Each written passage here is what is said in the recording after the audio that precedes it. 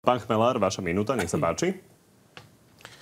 Som dôstojnou voľbou pre znechutených a sklamaných voličov. Nemusíte voliť extrémistov, keď sa vám nepáči vývoj v tejto krajine. Nemusíte voliť elitárov, keď sa obávate o demokraciu na Slovensku. Páni Čaputová, pán Šefčovič, pán Harabin nie sú zmenou, sú pokračovaním Kiskovej, Ficovej a Mečiarovej politiky inými prostriedkami. Táto spoločnosť potrebuje zmenu, potrebuje kvalitatívnu zmenu, vymaniť sa z tohto začarovaného kruhu.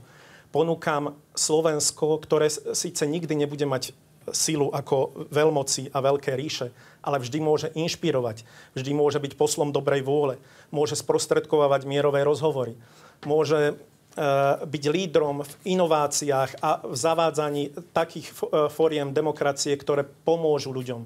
Čiže z tohto hľadiska som za mier, som za sociálnu spravodlivosť, som za environmentálnu udržateľnosť. To sú moje hlavné piliere.